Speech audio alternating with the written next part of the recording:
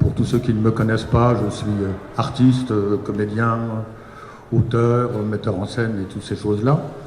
Alors le point de départ de ma réflexion et ce qui m'amène ici ce soir, ce sont, comme pour beaucoup d'entre vous, les attentats de janvier et de novembre, dont j'ai pu naturellement mesurer les dégâts immenses, et notamment auprès des très jeunes gens, de la tranche 18-30 ans.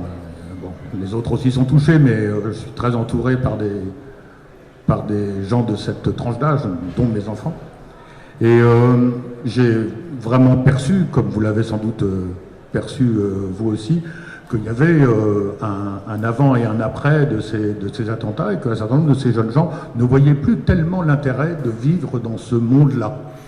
Et j'ai été saisi par la détresse extrême qui s'empare de toute cette génération, qui est pourtant l'avenir du pays. Donc je me suis avisé de la nécessité impérieuse de réenchanter le monde après ces événements tragiques. Et je sais qu'il faut le faire, mais je ne sais pas comment. Et cette seule difficulté m'a rapproché de la réflexion écologiste, parce que en matière d'écologie aussi, je vois bien qu'il faut faire quelque chose. Nous savons tous qu'il faut faire quelque chose, mais on ne sait pas très bien comment. Et on voit que les méthodes qu'on a utilisées jusqu'ici n'ont pas extrêmement bien fonctionné. Donc j'en suis arrivé à l'idée que probablement ce n'est pas par les systèmes électoraux, les systèmes institutionnels qu'on y arrivera le plus vite et le plus efficacement, mais que c'est probablement par une espèce de conscience diffuse, de culture qui se propagerait de la manière la plus simple et la plus naturelle du monde. Donc quelque chose qui a l'air parfaitement inefficace lorsque j'en parle, mais qui est, je pense, qui sera à terme plus fort et plus efficace que d'essayer de se battre contre les machines énormes que sont les grands partis politiques et les grandes machines politiques. Donc voilà, je suis venu ce soir pour essayer d'alimenter ma réflexion, de vous entendre, d'entendre ce que nous ont dit nos amis qui ont parlé avant moi, et d'entendre ce que vous allez dire, pour essayer de savoir si oui ou non il y a un moyen d'espérer aller vers un mieux, comme ça, en se disant juste les uns les autres l'envie de réenchanter ce monde, de le rendre meilleur et plus accueillant. Voilà. Quand tu parles de conscience, ça veut dire quoi? Ça veut dire que tu fais le pari que finalement, petit à petit, on va chacun prendre conscience individuellement de l'importance de l'écologie et donc changer nos comportements sans avoir besoin que ça vienne d'en haut. C'est ça?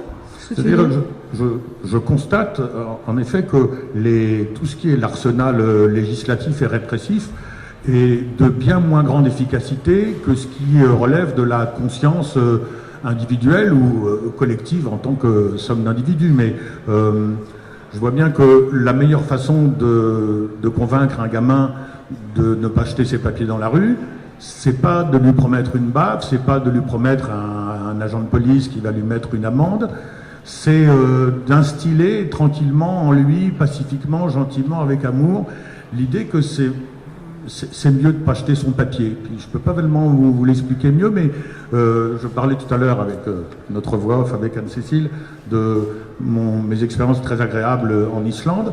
En Islande, il y a des tas de choses qui se passent très bien sans qu'on ait eu besoin de légiférer dans ce sens. Par exemple, les gens respectent énormément tous les monuments, les sites qui sont autour d'eux, et pourtant il n'y a pas de surveillance, il n'y a pas de caméra, il n'y a pas de cordon de sécurité, il n'y a pas de gardien et tout ça. Et alors, une fois j'avais demandé à un Islandais, mais alors comment ça se fait, quoi, parce que chez nous, évidemment, vous laissez un monument libre 20 minutes, il est tout tagué, tout déglingué. Il avait dit, bah oui, mais justement, nous, notre pari, c'est qu'on ne protège pas tout ça, on fait rien, comme ça, si jamais tu le fais, si tu fais la bêtise, tu es juste en face de toi-même et tu te dis juste, Pourquoi, comme un con, j'ai été détruire ce machin-là? Il n'y a même pas quelqu'un pour m'engueuler, il n'y a même pas quelqu'un pour me... Voilà, donc et ce genre de réflexe, il y en a de nombreux comme ça dans cette société-là, il y en a dans d'autres, hein, bien sûr, mais c'est un bon exemple d'une façon de faire progresser le bien parmi nous, sans outils coercitifs, répressifs, législatifs, et d'autres choses qui finissent en tif. Merci François.